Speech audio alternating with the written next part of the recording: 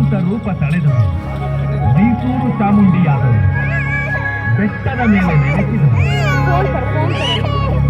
ಇದು ಪುರಾಣದ ಮಾತು. ಇತಿಹಾಸದ ಮಾತು ಬೇರೆ. 14ನೇ ಶತಮಾನ. ಆಗ ಈ ಪ್ರದೇಶದ ಹೆಸರು ಹದಿನಾಡು. ಇದರ ಅಧಿಪತಿ ಚಾಮರಾಜ. ಆತನ ಪಟ್ಟದರಸಿ ಚಿಕ್ಕದೇವರ ಸಮ್ಮಣ್ಣಿ. ಅವರಿಗೆ ಒಬ್ಬಳೇ ಮಗಳು ದೇವಾಜಮ್ಮಣ್ಣಿ. ಚಾಮರಾಜ ಅಕಾಲ ಮರಣಕ್ಕೆ ತುತ್ತಾದ. ಪಕ್ಕದ ಕಾರುಗಹಳ್ಳಿಯ ಮಾರನಾಯಕನ ಕಣ್ಣು ಹದಿನಾಡಿನ ಮೇಲೆ ಬಿತ್ತು. ಚಾಮರಾಜನ ಮಗಳು ದೇವಾಜಮ್ಮಣ್ಣಿಯನ್ನು ತನಗೇ ವಿವಾಹ ಮಾಡಿಕೊಡುವಂತೆ ಒತ್ತಡ ಹೇರತೊಡಗಿದ. ಅಮ್ಮಣ್ಣಿ, ಮುಂದಿನ ಪೌರ್ಣಮಿಯೊಳಗೆ ರಾಜಕುಮಾರಿನ ಲಗ್ನ ಮಾಡಿಕೊಡ್ಬೇಕು. ಒಪ್ಕೊಳ್ದಿದ್ರೆ ಬಲವಂತವಾಗಿ ಹೊತ್ಕೊಂಡೊಯ್ತೀನಿ. ಮಗಳೇ, ಸಮಾಧಾನ ತಂದುಕೊ. ಚಾಮುಂಡಾಂಬೆ, ನೀನೇ ಗತಿ. ರಕ್ಷಣೆ ಇಲ್ಲದ ಅನಾಥರು ನಾವು. ಕಾಪಾಡು ತಾಯೇ, ಕಾಪಾಡು. ಹುಣ್ಣಿಮೆ ಸಮೀಪಿಸತೊಡಗಿತ್ತು. ಒಂದು ದಿನ ಸಂಜೆಯ ಸಮಯ.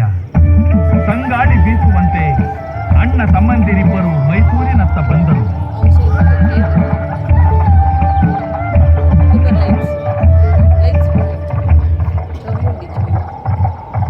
ಕೋಡಿ ಭೈರವ ದೇವಸ್ಥಾನದ ಎದುರು ಬಂದು ನಿಂತರು. ಸರ್ವಾಣಿ ರೂಪಾಣಿ ವಿಚಿತ್ಯ ಧೀರ ನಾಮಾನಿ ಸ್ವಾಮಿ ವದನ್ಯದಾಸ್ತೆ. ಮಂಗಳಾರ್ತಿ. ಯಾರೋ ಹೊಸಬರು ಅಂತ ಕಾಣುತ್ತೆ. ಪ್ರಣಾಮಗಳು. ನನ್ನ ಹೆಸರು ಯಮರಾಯ. ಇವನು ನನ್ನ ಕಿರಿಯ ಸೋದರ. ಹೆಸರು ಕೃಷ್ಣರಾಯ. ಪ್ರಣಾಮಗಳು ಜಂಗಮರೇ. ಸಂತೋಷ. ಪ್ರಸಾದ ಸ್ವೀಕರಿಸಿ. ನಾವು ಯದುಕುಲ ಸಂಜಾತರು. ದ್ವಾರಕೆಯಿಂದ ಹೊರಟು ದೇಶ ಸುತ್ತಾಡುತ್ತಾ ಬಂದಿದ್ದೇವೆ.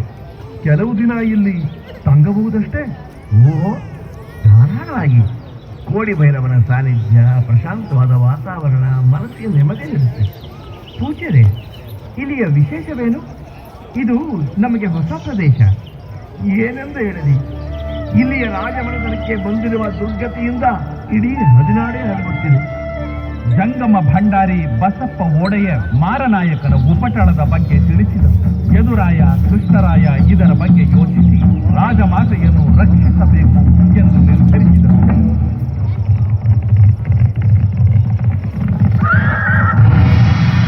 ರಾಜಮಾತೆಗೆ ನಮ್ಮ ಪ್ರಣಾಮಗಳು. ನಾವು ಯದುಕುಲ ವಂಶಸ್ಥರು. ನಿಮ್ಮನ್ನು ಬಿಕ್ಕಟ್ಟಿನಿಂದ ಪಾರು ಮಾಡಲು ಬಂದಿದ್ದೇವೆ. ಮದುವೆಗೆ ಒಪ್ಪಿರುವುದಾಗಿ ಮಾರನಾಯಕನಿಗೆ ಸುದ್ದಿ ಕಳಿಸಿ ಮುಂದಿನ ಹುಣ್ಣಿಮೆಗೆ ಅವನ ಮಾರಣ ಹೋಮವಾಗಲಿ. ರಾಜಮಾತೆ ಮಾರನಾಯಕನಿಗೆ ಸುದ್ದಿ ಕಳಿಸಿದರು. ಹುಣ್ಣಿಮೆ ಬಂದಿತು. ಮಾರನಾಯಕನ ದಿಬ್ಬಣ ಕಾರುಗಹಳ್ಳಿಯಿಂದ ಹದಿನಾಡಿಗೆ ಹೊರಟಿತು. ಯದುರಾಯ ಮತ್ತು ಕೃಷ್ಣರಾಯ ವೇಷ ಮರೆಸಿಕೊಂಡು ಮಾರನಾಯಕನ ದಿಬ್ಬಣದಲ್ಲಿ ಸೇರಿಕೊಂಡರು. ಮಾರನಾಯಕ ತನ್ನದೇ ಆಮೋದ ಪ್ರಮೋದಗಳಲ್ಲಿ ಮೈಮರೆತಿದ್ದಾಗ ಹಠಾತ್ತನೆ ಯದುರಾಯ ಮತ್ತು ಕೃಷ್ಣರಾಯ ಅವನ ಮೇಲೆ ಎರಗಿದರು.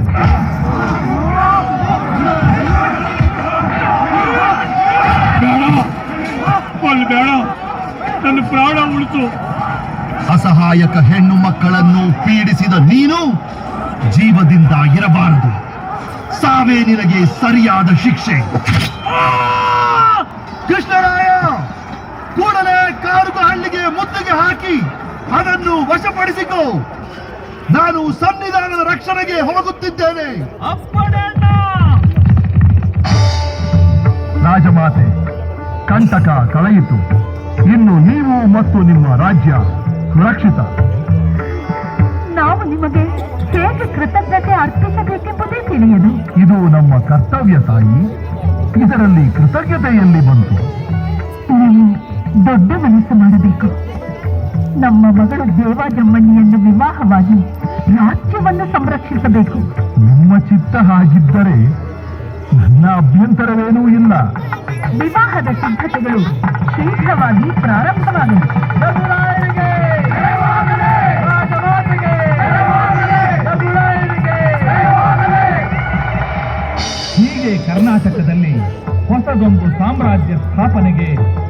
ಅಮೃತ ಘಳಿಗೆ ಮೂಡಿ ಬಂದಿತು.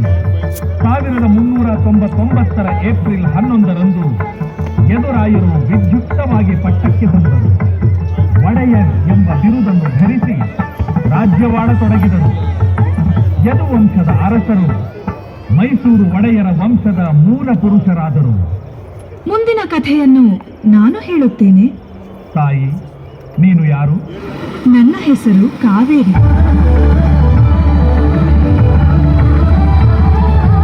ಕಾವೇರಿ ರಾಜನ ಮಗಳು ನಾನು. ನನ್ನನ್ನು ಲೋಕಪಾವನೆ ಎಂದು ಕರೆಯುತ್ತಾರೆ. ಅಗಸ್ತ್ಯ ಋಷಿಯ ಕೃಪೆಯಿಂದ ನದಿಯಾಗಿ ಹರಿದವು. ಶ್ರೀರಂಗಪಟ್ಟಣ ನಾನು ಕಾಪಾಡಿಕೊಂಡು ಬಂದ ಪುಟ್ಟ ದ್ವೀಪ. ಅದರ ಎರಡೂ ಕಡೆಯಲ್ಲಿ ನನ್ನ ಹರಿವಿದೆ. 1610ರಲ್ಲಿ ರಾಜ ಒಡೆಯರು ನನ್ನ ಈ ಪುಟ್ಟ ದ್ವೀಪದ ಮೇಲೆ ಆಕ್ರಮಣ ಮಾಡಿದರು.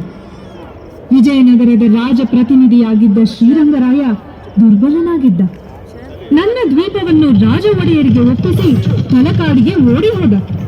ರಾಜ ಒಡೆಯರು ಜಗತ್ ಪ್ರಸಿದ್ಧ ವಿಜಯನಗರದ ರತ್ನ ಸಿಂಹಾಸನದ ಎದುರು ನಿಂತರು.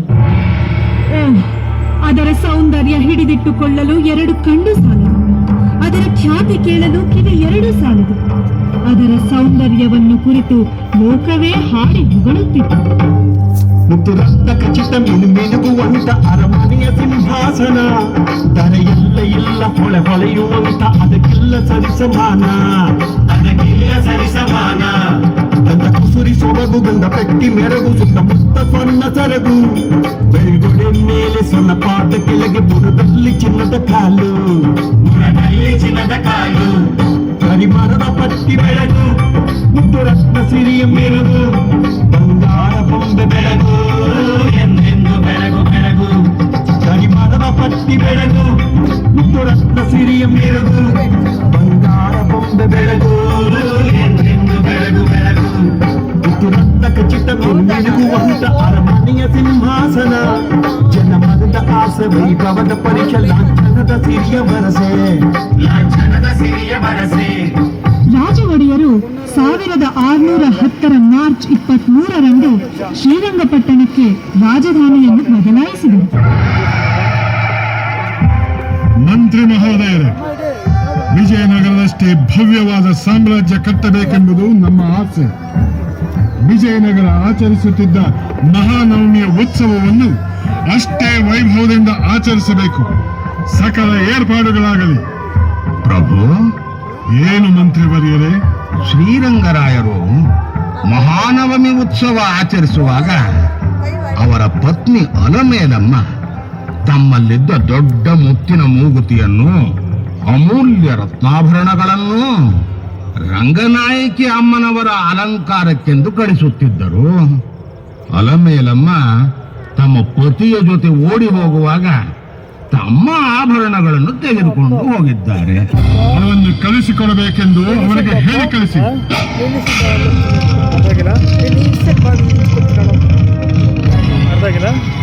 ಇದರಿಂದ ಮೈಸೂರು ಒಡೆಯರು ಸಾಧ್ವಿಯೊಬ್ಬಳ ಶಾಪಕ್ಕೆ ತುತ್ತಾಗಬೇಕಾಯಿತು.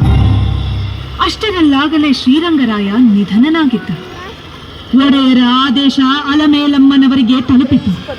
ಯಾರು ಎಂದು ಕೇಳರಿಯದ ಶಾಪವೊಂದನ್ನು ಕೊಡಲು ಮುಂದಾದರು.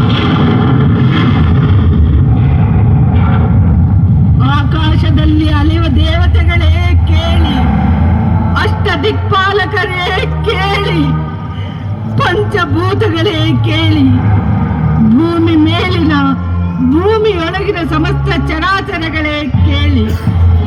ಹೆಣ್ಣೊಡಲ ತಾಪವೇ ಹೊರಹೊಮ್ಮುತ್ತಿದೆ ಶಾಪವಾಗಿ. ರಾಜ್ಯ ಹೋಯಿತು, ನನ್ನೊಡೆಯರ ಪ್ರಾಣ ಹೋಯಿತು. ಬಂದಿದೆ ಆಭರಣಕ್ಕೆ ವಿಪತ್ತು, ಬರಬಹುದು ಮಾನಕ್ಕೂ ಒಂದು ದಿನ ಆಪತ್ತು. ಅಟ್ಟಿ ಬರುತ್ತಿವೆ ವೈರಿಗಳ ಕುದುರೆಗಳು, ಹೋಗುವ ಕಾಲ ಬಂತು. ಕಿವಿಗೊಟ್ಟು ಕೇಳಿ, ಕಿವಿಗೊಟ್ಟು ಕೇಳಿ. ತಲಕಾಡು ಮರಳಾಗಿ, ಮಾಲಂಗಿ ಮಡುವಾಗಿ, ಮೈಸೂರು ಅರಸರಿಗೆ ಮಕ್ಕಳಾಗದಿರಲಿ.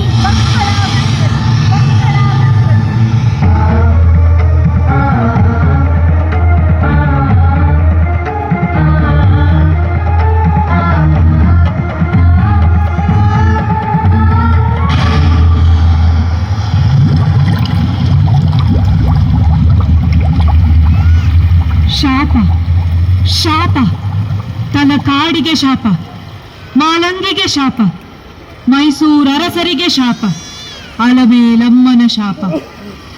ನನ್ನ ಮಡಿಲಿಗೆ ಹಾರಿದವರು ಎಷ್ಟೋ ಮಂದಿ, ಆದರೆ ಅಲಮೇಲಮ್ಮನನ್ನು ಮಾತ್ರ ಮರೆಯುವಂತಿಲ್ಲ. ಮೈಸೂರು ಒಡೆಯರು ಅವಳು ಕೊಟ್ಟ ಶಾಪವನ್ನೂ ಮರೆಯುವಂತಿಲ್ಲ. ವಿದ್ವತ್ತು, ರಸಿಕತೆ, ಸಾಹಸ, ಸಾಹಿತ್ಯ, ಸಂಗೀತಗಳ ಮಹಾ ಸಂಗಮ ಒಡೆಯರ ವಂಶ. ವಿಜಯನಗರ ಸಾಮ್ರಾಜ್ಯ ಇವರ ಮಹಾ ಆದರ್ಶ. ತುಂಗಭದ್ರೆಯ ತಟದಲ್ಲಿ ಮೆರೆದು ಮಿಂಚಿದ ಬೆಳಕು ಕಾವೇರಿಯ ತಟದಲ್ಲೂ ಮಿಂಚತೊಡಗಿತು. ಕಂಠೀರವ ನರಸರಾಜ ಒಡೆಯರು ಮೈಸೂರು ರಾಜವಂಶದ ಬಲಭೀಮ, ರಣಧೀರ ಎಂದೇ ಅವರು ಲೋಕಪ್ರಸಿದ್ಧಿ.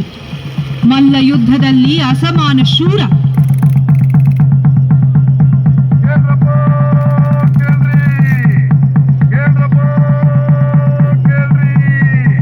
ಪಕ್ಕದ ರಾಜ್ಯ ತಿರುಚಿನಾಪಳ್ಳಿಯಲ್ಲಿ ಒಬ್ಬ ಜಗಜಟ್ಟಿ ಅವನೇ. ಅವನನ್ನು ಯಾರು ಇಲ್ಲಿಯವರೆಗೂ ಸೋಲಿಸೋರಿಲ್ಲ. ಅವನು ತನ್ನ ಚಲ್ಲಣವನ್ನು ನಗರದ ದಿಡ್ಡಿ ಬಾಗಿಲಿಗೆ ನೇತಾಕವನೇ. ಯಾರಾದ್ರೂ ಸವಾಲು ಹಾಕೋರಿದ್ರೆ ಚಲ್ಲಣವನ್ನು ಕಿತ್ತೆಸೆದು ಮಲ್ಲ ಯುದ್ಧ ಮಾಡಬಹುದು.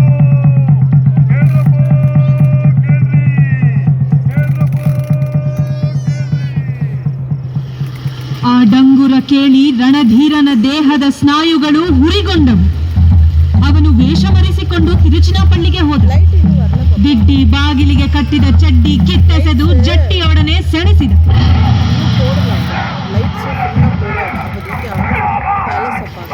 ಕಡೆಗೆ ತನ್ನ ಸೊಂಟದಲ್ಲಿದ್ದ ಕಾಳೋರಗಕ್ಕಿಂತಲೂ ತೀಕ್ಷ್ಣವಾದ ವಿಜಯ ನಾರಸಿಂಹ ಖಡ್ಗವನ್ನು ಮಿಂಚಿನಂತೆ ಪ್ರಯೋಗಿಸಿದ. ಏನಾಶ್ಚರ್ಯ! ಜಟ್ಟಿ ನಿಂತ ಹಾಗೆ ನಿಂತಿದ್ದಾನೆ. ಸ್ತಬ್ಧರಾದ ಜನರೆಲ್ಲ ಬಿಟ್ಟ ಕಣ್ಣು ಬಿಟ್ಟಂತೆ ನೋಡುತ್ತಿದ್ದಾರೆ. ರಣಧೀರ ನಸುನಗುತ್ತ ಜಟ್ಟಿಯ ರುಂಡವನ್ನು ಮುಟ್ಟಿ ಅದು ಧಡಕ್ಕೆಂದು ಕೆಳಗೆ ಬಿದ್ದಿತು. ಜನರೆಲ್ಲ ಅವನ ಕೈ ಚಳಕಕ್ಕೆ ಮಂತ್ರಮುಗ್ಧರಾಗಿದ್ದರು. ರಣಧೀರ ಕಂಠೀರವ ನರಸರಾಜ ಒಡೆಯರು ಬಿಜಾಪುರದ ರಣದಲ್ಲಾ ಖಾನ್, ಮಧುರೆಯ ನಾಯಕ ಹಾಗೂ ಮಾಗಡಿ ಕೆಂಪೇಗೌಡರನ್ನು ಸೋಲಿಸಿದರು. ರಾಜ್ಯ ವಿಸ್ತರಿಸಿದರು. ತಮ್ಮದೇ ಟಂಕಸಾಲೆ ಆರಂಭಿಸಿ ಕಂಠೀರಾಯಪ್ಪನ ಎಂಬ ನಾಣ್ಯವನ್ನು ಚಲಾವಣೆಗೆ ತಂದರು. ಮೈಸೂರಿನ ಇತಿಹಾಸದಲ್ಲಿ ಆದರ್ಶ ದೊರೆ ಎನಿಸಿಕೊಂಡರು. ಕಂಠೀರವ ನರಸರಾಜರ ನಂತರ ಅಧಿಕಾರಕ್ಕೆ ಬಂದವರು ದೊಡ್ಡ ದೇವರಾಜ ಒಡೆಯರು. ಅವರು ಚಾಮುಂಡಿ ಬೆಟ್ಟಕ್ಕೆ 1000 ಮೆಟ್ಟಿಲುಗಳನ್ನು ಕಟ್ಟಿಸಿದರು. ಮಾರ್ಗ ಮಧ್ಯೆ ಸುಂದರವಾದ ನಂದಿ ವಿಗ್ರಹವನ್ನು ಪ್ರತಿಷ್ಠಾಪಿಸಿದರು. ಆನಂತರ ಬಂದ ಚಿಕ್ಕದೇವರಾಜ ಒಡೆಯರು ಮೈಸೂರಿನ ಇತಿಹಾಸದ ಸುವರ್ಣಯುಗದ ಹರಿಕಾರರಾದರು. ಶ್ರೀಮನ್ ಮಹೀಶೂರ ರತ್ನ ಸಿಂಹಾಸನಾಧೀಶ್ವರ ಬಿರುದಂತೆಂಬರ ಗಂಡ ರಾಜ ಜಗದೇವ ನವಕೋಟಿ ನಾರಾಯಣ ಅಪ್ರತಿಮ ವೀರ ದಕ್ಷಿಣ ಚಕ್ರವರ್ತಿ ಚಿಕ್ಕ ದೇವರಾಜ ಬಹುಪರ ಬಹುಪರ ಬಹುಪರ. ಚಿಕ್ಕದೇವರಾಜ ಒಡೆಯರು ಮಧುರೆಯ ನಾಯಕ, ತಿರುಚಿನಾಪಳ್ಳಿಯ ರಾಜ ಮತ್ತು ಮರಾಠರನ್ನು ಸೋಲಿಸಿದ ಧೀರ. ದಿಲ್ಲಿಯ ಮುಘಲ್ ಚಕ್ರವರ್ತಿ ಔರಂಗಜೇಬನ ಸ್ನೇಹಕ್ಕೆ ಪಾತ್ರರಾಗಿ ಅವನಿಂದ ರಾಜ ಜಗದೇವ, ಮಹಾರಾಜ ಚಿಕ್ಕದೇವರಾಯ ಮೊಹಮ್ಮದ್ ಶಾಹಿ ಎಂಬ ಬಿರುದನ್ನು ಪಡೆದರು. ಆಡಳಿತ ಸುಧಾರಣೆ ಇವರ ಮಹತ್ ಸಾಧನೆ. 18 ಕಚೇರಿಗಳನ್ನು ತೆರೆದರು. ಅಂಚೆ ಪದ್ಧತಿ ಜಾರಿಗೆ ತಂದರು. ನಿಯಂತ್ರಿತ ಮಾರುಕಟ್ಟೆ ಹಾಗೂ ಟಂಕಸಾಲೆಗಳನ್ನು ಸ್ಥಾಪಿಸಿದರು. ನನ್ನ ಹರಿವಿಗೆ ಚಿಕ್ಕದೇವರಾಯ ನಾಲೆ, ದೇವರಾಯ ನಾಲೆಗಳನ್ನು ಜೋಡಿಸಿದರು. ಚಿಕ್ಕದೇವರಾಜ ಒಡೆಯರ ಆಸ್ಥಾನದಲ್ಲಿ ಕನ್ನಡದ ಮೊಟ್ಟ ಮೊದಲ ನಾಟಕ ಮಿತ್ರವಿಂದ ಗೋವಿಂದ ರಚಿಸಿದ ಸಿಂಗರಾರ್ಯ, ತಿರುಮಲಾರ್ಯ, ಚಿಕ್ಕುಪಾಧ್ಯಾಯ, ತಿಮ್ಮರಸ, ಮಲ್ಲಿಕಾರ್ಜುನ, ಸಂಚಿ ಹೊನ್ನಮ್ಮ, ಶೃಂಗಾರಮ್ಮ ಮುಂತಾದ ಕವಿಗಳ ಸಮೂಹವೇ ನೆರೆದಿತ್ತು. ತಿರುಮಲಾರ್ಯ ತನ್ನ ಅಪ್ರತಿಮ ವೀರ ಚರಿತದಲ್ಲಿ ಚಿಕ್ಕದೇವರಾಜರನ್ನು ಹೀಗೆ ಹೊಗಳಿದ್ದಾನೆ. ಶ್ರೀಮಂತಂ ಯಜುಶೈಲ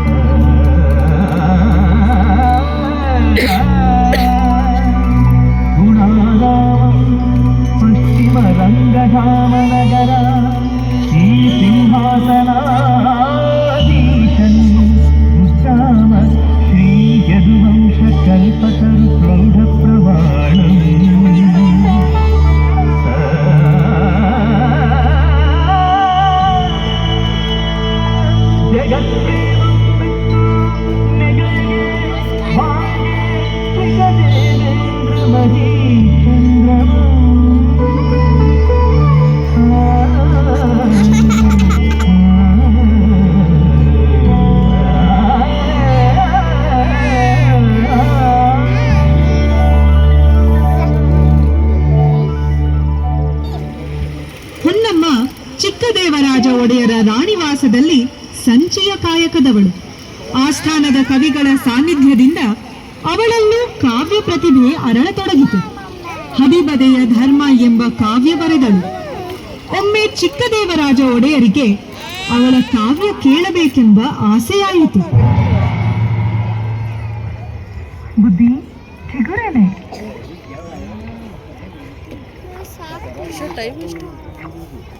ಆಹಾ, ತಾಂಬೂಲ ಸೊಗಸಾಗಿದೆ.